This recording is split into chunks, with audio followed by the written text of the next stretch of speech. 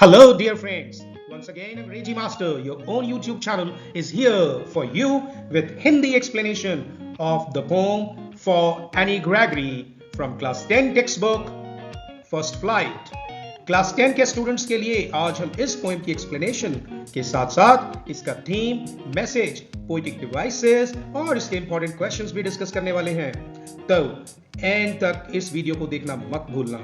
I have given a list of poetic devices used here. We will give a shout out for one lucky person who has given the best comments in the comment section. So, question के answer comment section में लिखना मत भूलना दोस्तों।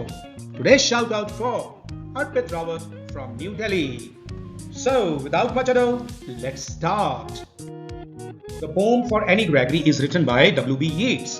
यहाँ पर poet advise कर रहे हैं एक invisible audience को, जो एक्चुअली एनी ग्रेगरी है, वो उसके फैमिली फ्रेंड भी हैं। तो पोएट इमेजिन कर रहे हैं कि वो एनी ग्रेगरी को कोई चीज समझा रहे हैं, और वो क्या समझा रहे हैं आओ देखते हैं। Never shall a young man thrown into despair by those great honey-colored ramparts at your ear love you for yourself alone and not your yellow hair. In this stanza, the poet, who happens to be a family friend, imagines to be advising Annie to watch out. वो any को कह रहे हैं ध्यान रखो, वो warn कर रहे हैं उसको कि वो लोग जो क्लेम करते हैं कि आपसे वो मैडली लव कर रहे हैं, वो बेसिकली आपके येलो हेयर यानी कि आपकी फिजिकल ब्यूटी की तरफ अट्रैक्ट हुए हैं। वो हेयर यानी बालों को एक हनी कलर्ड रैम्पार्ट से कंपेयर कर रहे हैं। वो कहते हैं ये बाल एक किले की दीवार की तरह हैं, एक फोर्ट, एक कासल की दीवार की तरह हैं, जो आपकी ब्यूटी को हाइड कर रहे हैं और साथ में उसको रिप्रेजेंट भी कर रहे हैं, एक्सेंचुएट भी कर रहे हैं। और वो लवर जो आपकी इनर ब्यूटी को अप्रिशिएट करे, जो आपकी क्वालिटी, हेड और हार्ट की क्वालिटी को अप्रिशिएट करे, वही आपको सच्चा प्यार करेगा, ना कि जो आपकी फिजिकल ब्यूटी आपके येलो हेयर से कैप्टिवेट हो गया है, आकर्षित हो गया है। Now let's discuss some questions. Number 1, what do you think throws young men into despair? Young men को दुखी कौन करता है, वो इस कंडीशन में क्यों आ जाते हैं? एक्चुअली यंग मैन एनी की फिजिकल ब्यूटी को देखकर अट्रैक्ट हो रहे हैं। जब एनी को पता चलता है कि वो उसकी तरफ अट्रैक्ट उसकी फिजिकल ब्यूटी को देखकर हो रहे हैं, तब वो उनको रिजेक्ट करती है, और जब वो उनको रिजेक्ट करती है तो ये young man they fall into despair. So the answer is very simple. Young men fall into despair when they fall in love with Annie, captivated by her physical beauty, such as yellow hair. However, their advances are rejected by her as she seeks to be loved for her true qualities of her head and heart, rather than her outward appearance. Next, explain honey-colored ramparts.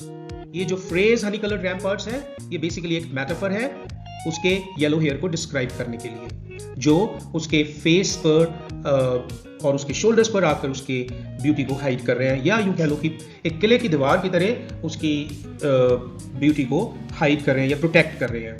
So the answer is the phrase honey-colored ramparts is a metaphor that describes the golden yellow hair of Annie as they fall over her face and shoulders. The strands framing her face and covering her ears resemble the protective walls of a beautiful fortress. Next, which poetic device has been used in yellow hair? क्योंकि yellow hair represent कर रहे physical beauty को, so the answer is very simple. The poet has used metonymy for yellow hair. But I can get a hair dye and set such color there, brown or black or carrot, that young men in despair may love me for myself alone and not my yellow hair. इस stanza में any का response हमारे सामने आता है। ऐसा लगता है कि वो कह रही है कि वो अपने बालों को डाई करा लेगी ब्राउन, ब्लैक या फिर रेड कलर में, so that men do not fall in love with her because of her hair or because of her physical appearance. जो भी उसको लव करना चाहता है वो उसको लव करे, but not for her physical beauty, her appearance, but for her spiritual beauty, her qualities of head and heart. Now some questions. Number 1, what idea do you get about the speaker from the stanza? इस तरह के question में हमें speaker की personality के बारे में, उसके थॉट प्रोसेस के बारे में, या वो क्या करते हैं इस पोम में, वो हमें बताना है। तो हमें बहुत क्लियरली पता चल जाता है कि जो स्पीकर है एनी वो बहुत लॉजिकल उसकी सोच है, बहुत क्रिस्टल क्लियर उसको मालूम है कि उसे क्या चाहिए. So the answer is the speaker is very assertive, she has a mind of her own and she has a logical approach towards love. Number 2, what does the word carrot stand for? Carrot का यहां पर क्या अर्थ है? It stands for red color. The poetic device used here is metonymy. Now let's have a look at the last edge of this poem. I heard an old religious man but yesterday declare that he had found a text to prove that only God, my dear, could love you for yourself alone and not your yellow hair. यहां पर poet W.B. Yeats एक doubt express कर रहे हैं कि क्या सच में true lovers हो सकते हैं.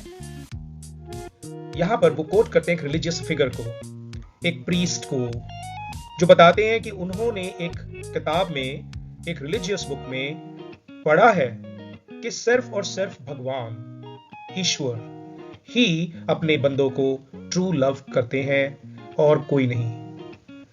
This genuine love is rare among humans. क्यों? क्योंकि most of the humans are attracted only by physical beauty rather than inner qualities. क्योंकि इंसान दूसरे की फिजिकल ब्यूटी से अट्रैक्ट होता है, ना कि उसकी इनर क्वालिटी से. वो कहते हैं ना, डोंट जज a book by its cover. Still लोग क्या करते हैं? They get attracted towards what glitters. ये पता होते हुए भी all that glitters is not gold.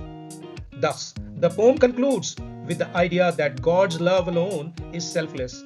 और पोएट इस पोएम को यहीं पर खत्म करता है, ये कहते हुए कि सिर्फ और सिर्फ भगवान का, ईश्वर का लव ही सेल्फलेस होता है.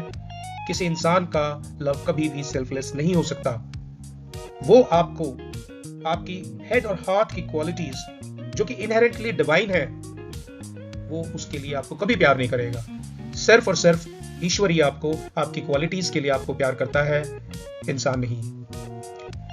तो दूसरी तरफ इसका अर्थ यह भी बनता है कि ऐसा कोई इंसान जो आपको आपकी क्वालिटीज के लिए रिस्पेक्ट करता है, उसके लिए आपको लव करता है, तो उसके अंदर डिवाइन क्वालिटीज हैं.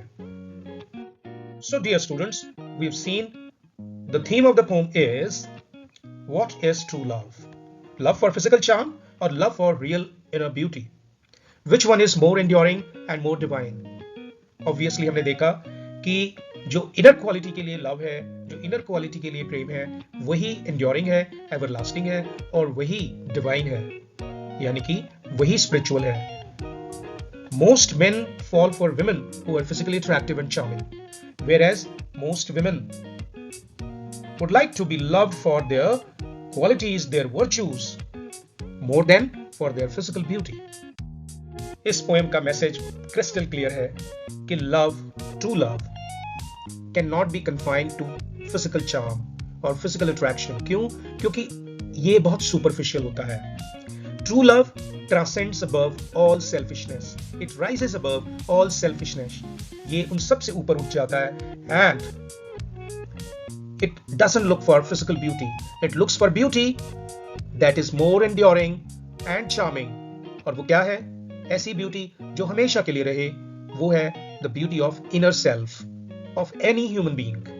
When worldly love attains that stature, जब हमारा प्रेम उस लेवल पर पहुंच जाता है जहां हम किसी को अगर पसंद करते हैं तो उसकी इनर ब्यूटी, उसकी qualities of head and heart के लिए, तो वो गॉड्स लव का लेवल अटेन कर लेता है.